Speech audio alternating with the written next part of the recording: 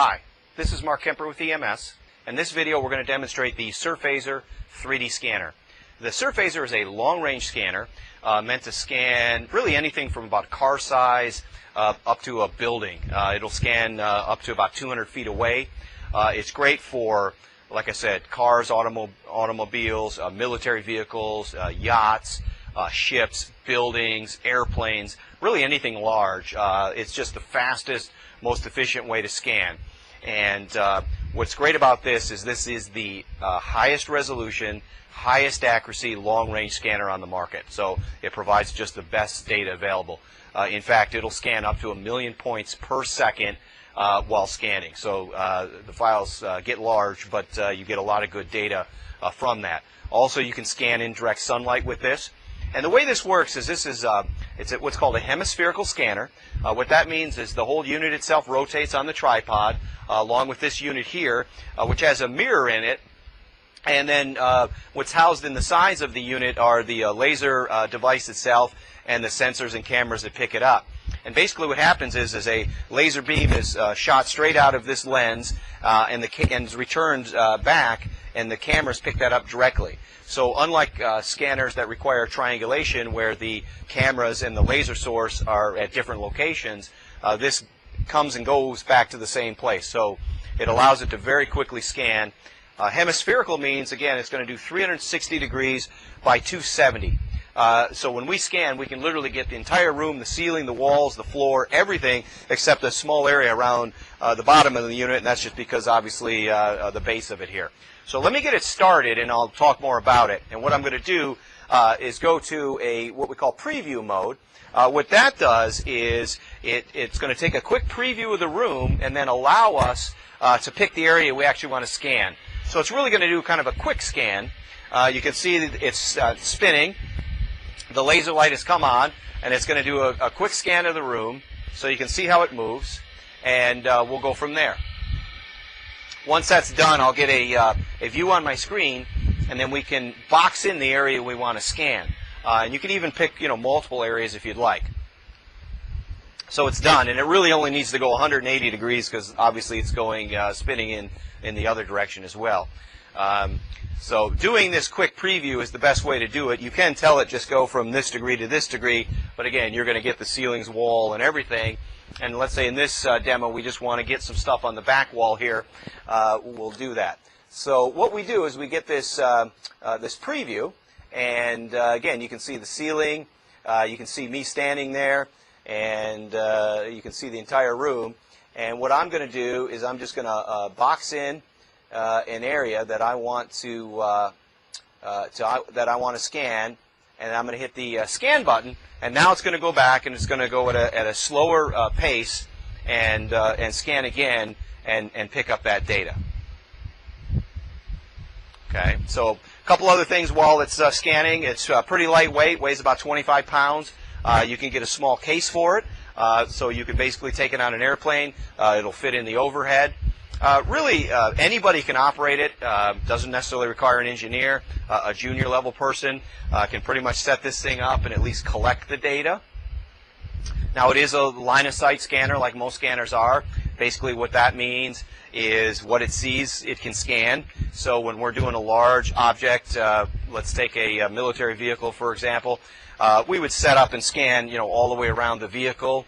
And as long as we have overlapping data in the software later, we can align all the data sets and merge them together. If it's something that's harder to align because maybe an airplane skin or something like that where it's very smooth so it doesn't have unique features, we might put some targets like some small balls or something that's unique, and then we can line the data up later. It runs on standard 110, so you need power for it, but you can get also a battery pack and a small tablet computer and actually mount them right on the tripod, so you can go really portable if power is not around. But for most things we find power is available where we can get a generator and use that to work with, and a tripod. Other times we mount it on a boom that would extend it up in the air to work with. We take it up on scaffolding or up into a lift. It's pretty easy to work with when we get into some interesting scan sites. The data from this scanner, it comes out in a point cloud, which we typically bring into software like RapidForm and then convert into a STL file, and then again align the data, and then from there we'll create surface models, we'll create solid models. Just really depends on what the customer wants. So the scanner's now finished. It's going to return back to home, and in a minute we'll get a view of what it scanned, and we'll actually then process that and then export it to this what's called a PTX file, which is the point cloud file. So we'll go ahead and hit OK, and we'll go ahead and let that export as a point cloud file, and then we'll go ahead and take a look and show you some of the scan files and some of the data so you can get a good look at what the scan data looks like. Okay, so here we are in RapidForm. We've actually loaded in that scan file that we scanned with the SURPHASER, and you can see the level of detail, and again, it's line of sight, so you'll see some areas behind the parts that it didn't scan on the bookshelf, but you can see the bookshelf, you can see all the parts on the shelf, you can see the backs of the seats here. So this is just one scan of an area we boxed in, just to kind of show you the level of detail you can get with this scanner. And what we'll do is go ahead and take a look at some other files, some real projects we've done, and just show you some of the level of detail. Okay, this here is a F-105 fighter plane, and this is a single scan with the SURPHASER. Let me zoom in, and you can look at the detail. It picked up the rivets. You can see this is an old plane. It's had some repairs done to it. You can see every dent in the metal, the sheet metal on the part, or the aluminum skin along here. So it's just absolutely incredible the amount of detail that this scanner will pick up. And again, this was one single scan of this aircraft, and gives you an idea. Here's another aircraft. This is an F-18, one in for service and some rework, and so some of the equipment is taken off here in the intake area, but again, you can see the rivets and all the detail that it picks up on this aircraft. And again, this is a single scan here.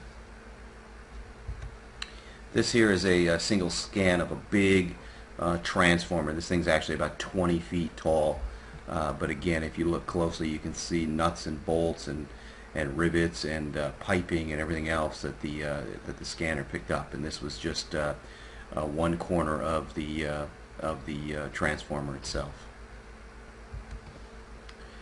This scan here is the front of a building, and if you look close, you can see it's got all the dimpling from the stucco on the wall. You can see the downspout here. It picked up most of the detail on there. So again, just a incredible amount of detail in a single scan here. Again, here's another aircraft, in this case a small private aircraft. And again, I'll zoom up on the scan data, and again, you can just see the level of detail that it'll pick up. Okay, and finally, here's one more scan. This is another big transformer, big power generation transformer. This is about 20 feet tall. Here we've just got two scans we've combined together, so we've just aligned and merged two scans. And again, you can see the incredible amount of detail that can be gathered just on two scans. To complete this project, we'd probably take more like 15, 20 scans and then merge all the data. But within two scans, you can again see the level of detail that the scanner will pick up. Okay, so that wraps up the demo of the SURPHASER 3D scanner. Again, it is the highest resolution, highest accuracy, long-range scanner on the market today. Anytime you're doing anything from about a car size on up to really a building, it's by far the best technology to use. It's going to get you the most data to work with, and something we use on anything that's of that size or larger.